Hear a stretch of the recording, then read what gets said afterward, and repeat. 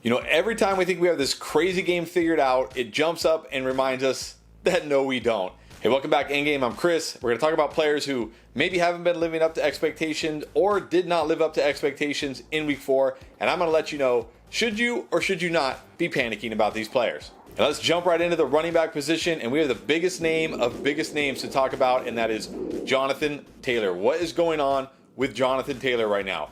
On the plus side, the usage is there. 21 carries last week, 20 carries this week.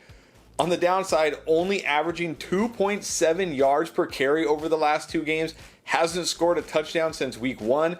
This offensive line does not look nearly as good as it did last year, not opening up lanes for him.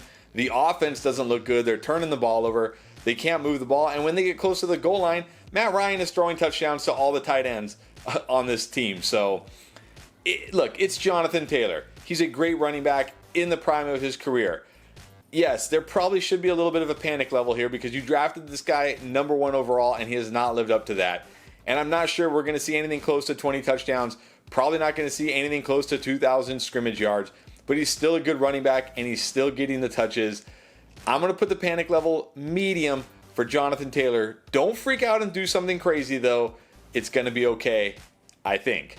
All right, now this one hurts me deeply, and that is Najee Harris. And I've gotten Najee Harris wrong. I just have to admit it. I've gotten him wrong because, yes, he's getting workhorse volume, but only when it comes to rushing the ball. He is not getting the receptions. And the real worry now is they just switched to Kenny Pickett, and what did we see? Twice they got down to the goal line, and twice Kenny Pickett ran in touchdowns. I mean, oh man, if Najee would have at least scored, we'd feel a little better right now. But man, panic level has to be high for Najee Harris because if this guy isn't going to catch 50 plus passes, there's almost no path to him being worth a first round pick. So unless something changes and he starts getting more involved in the passing game, even if he gets the goal line carries, it's not going to matter. He needs these receptions to pay off, and without them, he's just not going to. So sadly, it hurts me, but I got to be real. I got to put the panic level high for Najee Harris. All right, we got to talk about Dalvin Cook. Good news is he played with that shoulder girdle, that shoulder sprain, made it through the game without injury. Bad news is only 10 fantasy points in PPR formats. He's yet to score at least 14 fantasy points in any game this year. This is not the guy you drafted probably in the first round in most leagues, maybe early second in a lot of leagues. This is not what you expected to get. Now, he is getting the usage, right? 20 carries today. He's just not running for big yardage. And like we saw last week against Detroit, when he does run for decent yardage, he's not catching a ton of passes, and he's not really getting looks around the goal line. Even today, when they got near the goal line, what did we see? Alexander Mattison caught a screen, scored a touchdown, and they're throwing the ball a lot. Remember, this is the offensive scheme coming from the Rams, Kevin O'Connell, that they'd like to throw the ball a ton in the red zone and near the goal line. It's very unlikely Cook has massive touchdown upside in this offense. He's got the volume when it comes to running the ball, but not receiving and not the touchdown upside. It's probably going to be a tough season for Dalvin Cook. Yes, he'll have his games. He'll score some touchdowns. But most of the time, he's probably just going to be okay in fantasy. I'm going to say panic level high for Dalvin Cook. All right, let's move on to another running back who looked like a league winner through the first 3 weeks and still could be. But we kind of ignored some flaws that he had, and that is James Robinson.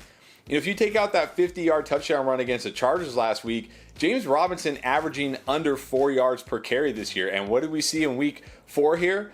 Barely over 3 yards per carry. Even though he's been good in fantasy, we got to remember this is a guy coming off an Achilles injury. And what is the thing we hear about Achilles injury? It's not return to play. It's return to play at a high level. He's been living off of volume, positive game script, and touchdowns. And look, it was the Eagles. It was a tough matchup. Maybe the Jaguars that we saw in the first 3 weeks are the real Jaguars, and this is not the real Jaguars. But if the Jaguars defense doesn't play well and this offense struggles and they're playing from behind, that's going to be bad news for James Robinson going forward because we saw more Etienne down the stretch when they were in comeback mode than we've seen in the first 3 weeks. Now, still, granted, it's one game. Can't put the panic level high here for James Robinson. He's been great the first 3 weeks. I'm going to say panic level low for James Robinson. All right, let's move on to Antonio Gibson. Now, there's many reasons to be panicking about Antonio Gibson. Number one, not really getting the usage we saw the first 2 weeks. Jonathan Williams looked a lot better than Antonio Gibson here in week 4. Number two, he's not scoring touchdowns, and he's really just a touchdown-dependent running back at this point because we know he's not going to catch many passes. And number three, Brian Robinson is coming back. I've been trying to warn you guys for weeks to trade him while you could. There was a report that Brian Robinson may be active in week 5. With Jonathan Williams already eaten into his work and Brian Robinson coming back sooner than later, Antonio Gibson's value is gone. You rode him for the first 4 weeks. You got lucky, lucked into this draft pick that should have never been picked, to be honest. But the time is over. And if you still have Antonio Gibson for some reason, panic level has to be high here because he hasn't even been good the last 2 weeks, and now his value is about to go down even more. So panic level definitely high for Antonio Gibson. And then how about a crusty old veteran, Ezekiel Elliott? Can we all finally come together and agree that Ezekiel Elliott is dust? He's just a volume dependent, touchdown dependent running back at this point. 19 carries for 49 yards against the Commanders. It wasn't like he was going against the Bucks or the Rams or some elite run defense. This was the Commanders.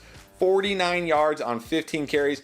And Tony Pollard is getting worked in more than we'd like to see, and neither of these guys are catching a high number of passes. So Ezekiel Elliott at this point, if you drafted him in the 3rd round or 4th round and thought you were getting a steal, you didn't. You're getting nothing more than a volume-based, touchdown-dependent, maybe not even an RB2, like a flex play. Panic level high for Ezekiel Elliott. All right, let's move on to wide receiver. No bigger name than Ja'Marr Chase. We have only seen one big game from Ja'Marr Chase, and what happened in that game? T. Higgins got hurt in the first quarter and didn't play the rest of the game, and Chase went off. What have we seen with Chase and Higgins on the field? A lot of Higgins, not much Chase. And this goes back to last year. If you look at all the games that Chase and Higgins played together, where they were both healthy, Higgins has more targets, more yards, and the same amount of touchdowns over that stretch. I really feel, and I was saying it a lot, I think people are overvaluing what Ja'Marr Chase did in week 17. Again, go back and look at last year. Ja'Marr Chase had 7 games where he scored 19 or more fantasy points. That's great. In every other game, he didn't even reach 14 fantasy points in PPR leagues. He was extremely boom bust last year, and it looks like he's going to be extremely boom bust again outside of Higgins missing time. You can't really do anything with Chase right now. I mean, maybe you could try to sell him high if he still has some value, but you're just going to have to accept that this is who Ja'Marr Chase is. You're going to get these kind of games, but every now and then he's going to go off and win you your week. So I can't put the panic level high here for Ja'Marr Chase. He's still a great receiver. He's still a great player. He's in what should be a very good offense. I'm going to say panic level medium for Ja'Marr Chase. All right, one of the biggest surprises at wide receiver this year has been Christian Kirk. Well, did that come to an end in week 4? I'm not sure. Only 2 catches, but he did have 9 targets. That's the plus here. And look, this Eagles defense is legit. Quite possibly one of the best defenses in the entire NFL. And this was not a great weather game. The weather wasn't great. It wasn't really conducive to a passing game. And the Jaguars had to play from behind, and the Eagles knew they had to throw, and they could just pin their ears back and get after Trevor Lawrence. Again, it's one game. You can't freak out about a guy who has one bad game. People were freaking out about Justin Jefferson, asking if they should trade him, and look what he did this week. Christian Kirk, still the number 1 wide receiver here, has looked great the first 3 weeks, did have a nice long catch. Can't really panic about him. It's just one of those weeks, one of those games. It happens. Panic level low for Christian Kirk. All right, we got to talk about Jalen Waddle because, of course, what happened on that Thursday night game with Tua and potentially missing significant time. But not just that for Jalen Waddle. I think what's been lost in Jalen Waddle's season this year is he had 19 targets and 11 catches in week 2. And he's had 16 targets and 10 catches in all other games combined. And he hasn't had more than 4 catches in any of those 3 games. He's been getting by on touchdowns and yards after the catch. Obviously, week 2, that was that crazy game where Tua threw for like 400 yards and 6 touchdowns.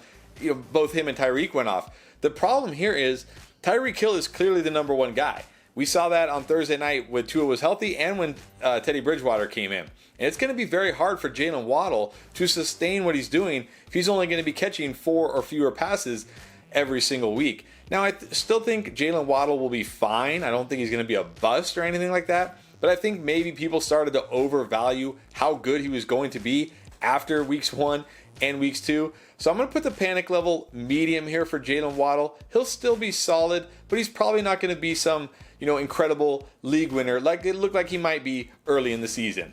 All right, now a wide receiver maybe you can be panicking about, and that is Rashad Bateman. This guy is just not getting the target volume he needs to be a fantasy producer week in and week out. Only 6 targets again here in week 4. I don't think he's top 7 targets yet on the season. 7 targets, 5 targets, 5 targets, 6 targets if I'm not mistaken. That is just not enough volume to be a weekly fantasy starter.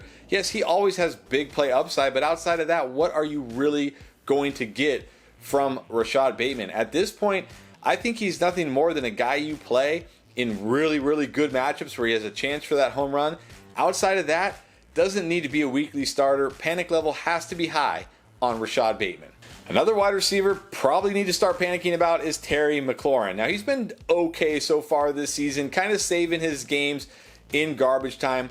But what have we seen the last 2 weeks with Carson Wentz?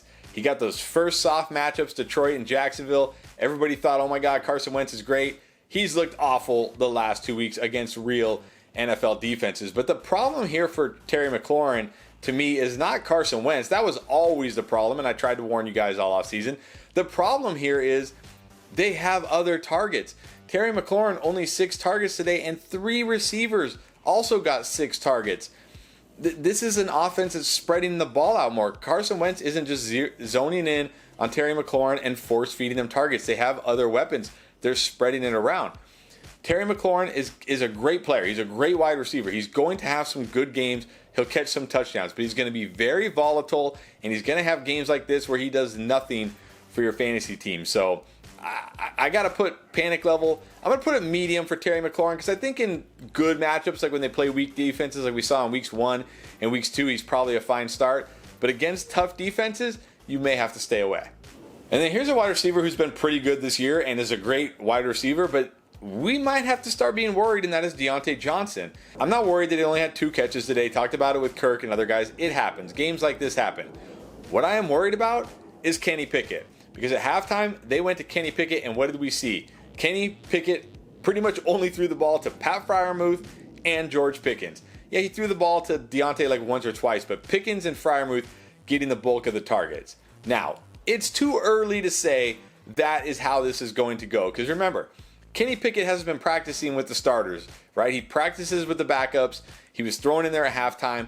Now he's going to have a full week for the starters. Maybe this shakes out more normal, and we see things work kind of how they did with Trubisky, where Diontae is the number one, Freiermuth is involved, and then Pickens and Claypool are kind of getting the rest. But there is a chance that Pickett just targets Pickens a bunch and Freiermuth a bunch. Maybe that's just what he likes. He just likes them. He has that connection with them. We don't know. So I'm not going to put I can't put the panic level high here. In fact, I'm going to keep it low for Diontae Johnson. But if we see next week that Pickens and Freiermuth are getting all the targets, that panic level is going to jump way up. All right, we got to talk about a big name tight end, and that is Kyle Pitts. Rebounded last week with a nice game. Everybody kind of breathed that sigh of relief, okay, he's going to be okay. And then week 4 happened. 1 catch for 25 yards on 4 targets. That's it. So when we're looking at Kyle Pitts right now, we've seen 3 terrible games and 1, good but not great game from Kyle Pitts. And we have to really start wondering, is this guy going to be a bust again in 2022? I don't know if it's Mariota, can't get him the ball. I don't know if it's the offense. I don't know what it is, but it does not look like Kyle Pitts is going to break out in 2022 at the tight end position. We got to remember this guy's only in year 2, and despite what everybody said about him being a wide receiver, he's actually a tight end. And playing tight end in the NFL is an adjustment. It takes a while. It's very rare that we see tight ends break out year 1, year 2. So maybe we were just jumping on Kyle Pitts a little bit too early. So I have to put the panic level high for Kyle Pitts because we've only seen 1 decent game so far, and in the other 3 games, it's been really terrible. All right, let's move on to quarterback. Trevor Lawrence. People were talking about this guy as an every week starter in 1 QB leagues. And I mean, sure, he had a nice 3 weeks. He wasn't putting up monster fantasy points. He put up a nice fantasy game in week 3, but in weeks 1 and 2, not monster fantasy games, but good fantasy games. And people started thinking this is an every week guy you have to start. And then he played the Eagles. And this is what happens sometimes, right? People overreact to positive matchups or games where things just went their way. And then when these teams run into real defenses, we see the real Jaguars team. I still think Trevor Lawrence will be good this year, and I still think Trevor Lawrence in the right matchups will be startable. Just if you were banking on Trevor Lawrence being your every week starting QB, I think you need to pump the brakes on that a little bit. So I can't really put the panic level high for Trevor Lawrence because nobody really drafted Trevor Lawrence. Nobody was depending on Trevor Lawrence to win him a fantasy championship. Just understand he's more matchup dependent than we might have thought. Panic level, though, going to be low on Trevor Lawrence. All right, now that you know some players that you should or should not be panicking about, what about waiver wire pickups? What about who to start, who to sit? What about who's going to boom, who's going to bust? We've got all that content for you. Check out this playlist right here. 10 videos every single week to help you win and dominate that week 5 matchup.